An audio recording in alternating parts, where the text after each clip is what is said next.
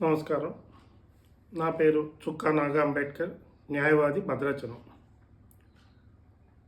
6/2/2026 సంవత్సరం నాడు తెలంగాణ రాష్ట్ర రెవెన్యూ డిపార్ట్మెంటు జీవో నెంబర్ 70 ద్వారా భద్రాచలంలో ఏజెన్సీ ఏరియాలో సివిల్ కేసులు నడిచే మొబైల్ కోర్టు వ్యవస్థని, అదేవిధంగా రాష్ట్రంలో ఉన్న ఏజెన్సీ ఏరియాల్లో ఉన్న మొబైల్ కోర్టు వ్యవస్థని పూర్తిగా తీసివేస్తూ చట్టంలో ఉన్నటువంటి అంటే తెలంగాణ ఏజెన్సీ ఏరియా యాక్ట్ ప్రకారంగా ఏ విధంగా ఈ కేసులు చేయాలి అనేది చట్ట పరిధిలో మాత్రమే ఈ వ్యవస్థ నడవాలి అనేసేసి ఈ మొబైల్ కోర్టు వ్యవస్థని పూర్తిగా తీసివేయటం జరిగింది. ఇది ఒక మంచి పరిణామం. ఎందుకంటే చాలా కాలం నుంచి ఈ మొబైల్ కోర్టు వ్యవస్థ అంటే ఉదాహరణకి 1990లో 406 జీవో ద్వారా ఈ మొబైల్ కోర్టు వ్యవస్థ రాష్ట్ర వ్యాప్తంగా ఏర్పాటు చేయబడింది.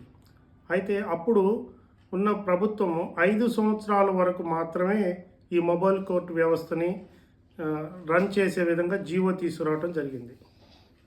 ఆ తర్వాత ఈ మొబైల్ కోర్టు వ్యవస్థ నడపడానికి ఎటువంటి జీవో లేదు, అదేవిధంగా చట్టంలో నిర్దేశించిన ప్రకారంగా కూడా ఈ మొబైల్ కోర్టు వ్యవస్థ నడవట్లేదు. అందుకని 2001 సంవత్సరంలో Kodimi Rajamma versus principal secretary homes అనే కేసులో అప్పుడున్న ఆంధ్రప్రదేశ్ గౌరవనీయులైన ఆంధ్రప్రదేశ్ హైకోర్టు వారు ఒక ఆర్డర్ని పాస్ చేయడం జరిగింది. చట్టం నిర్దేశించిన పద్ధతిలోనే ఈ ఏజెన్సీ ఏరియాలో ఉన్న ఏజెన్సీ కోర్టులు అంటే మొబైల్ కోర్టులు నడవాలి, చట్ట వ్యతిరేకంగా నడుస్తున్నాయి కనుక ఇది నడవకూడదు అనేసి ఒక ఆర్డర్ పాస్ చేశారు. ఆ రోజు నుంచి ఈ రోజు వరకు ఎటువంటి ఇంప్లిమెంట్ చేయలేదు. ఈ మొబైల్ కోర్టు వ్యవస్థలో జడ్జీలకి కానీ స్టాఫ్కి కానీ ఎటువంటి న్యాయపరమైన అవగాహన కొంచెం కూడా లేకపోవటం, వాళ్ళకి ఇష్టం వచ్చినట్టు తీర్పులు ఇవ్వటం, ఇది ఒక వ్యవస్థలో తప్పుడు సంకేతాలు వెళ్తూ ఇది చేస్తుంది. దీని మీద అనేక రిప్రజెంటేషన్స్ ఇవ్వటం జరిగింది. ఎప్పటికప్పుడు రిప్రజెంటేషన్స్ ఇచ్చినప్పుడల్లా ఈ మొబైల్ కోర్టులో చేసే జడ్జీలను కానీ క్లర్కులను కానీ సస్పెండ్ చేయటం, వాళ్ళని ట్రాన్స్ఫర్ చేయటం జరుగుతుంది.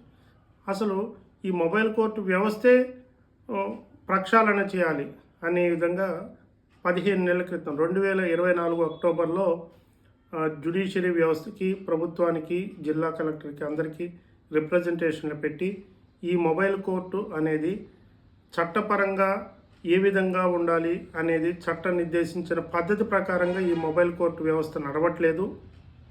అదేవిధంగా ఈ వ్యవస్థకి నడవటానికి గవర్నమెంట్ కూడా ఎటువంటి జీవో లేదు అని అందరికీ రిప్రజెంటేషన్ పెట్టడం జరిగింది.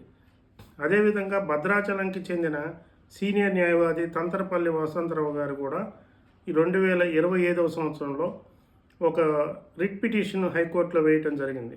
ఈ మొబైల్ కోర్టు వ్యవస్థ చట్టపరంగా నడవట్లేదు, చట్టపరంగా నడిచే విధంగా ఆర్డర్స్ ఇవ్వమని ఆయన చాలా ఫైట్ చేయటం జరిగింది. వారికి నా అభినందనలు తెలుపుతున్నాను. అదేవిధంగా భద్రాచలంకి చెంది ఈ ప్రస్తుతం హైకోర్టులో న్యాయమూర్తిగా ఉన్నటువంటి గౌరవనీయులు జస్టిస్ భీమపాక నగేష్ గారు కూడా ఈ ఒక మంచి ఆర్డర్ని ఇచ్చి ఈ మొబైల్ కోర్టు వ్యవస్థ చట్ట పరిధిలో నిర్దేశించిన పద్ధతిగానే ఈ చేయాలి కానీ లేదు గవర్నమెంట్ ఇచ్చిన జీవో ప్రకారంగానే చేయాలి కానీ ఈ ఎటువంటి ప్రభుత్వ జీవో కానీ చట్ట పరిధిలో నిర్దేశించిన పద్ధతిలో చేయట్లేదు. కాబట్టి రాష్ట్ర వ్యాప్తంగా మొబైల్ కోర్టులు అన్నీ మూసివేస్తూ ప్రభుత్వానికి ఒక ఆర్డర్స్ పాస్ చేయడం జరిగింది. ఆ విధంగానే కోర్టు ఇచ్చిన డైరెక్షన్ ప్రకారంగా 6/2/2026 జీవో నెంబర్ 70ని రెవెన్యూ డిపార్ట్మెంట్ వారు విడుదల చేస్తూ ఆ జీవోని విడుదల చేశారు. ఇది జీవో కాపీ. ఈ జీవో కాపీలో మొత్తం రాష్ట్రంలో ఉన్న 14 రెవెన్యూ డివిజన్లకి ఈ ఏజెన్సీ ఏరియా కేసులు చేసే విధంగా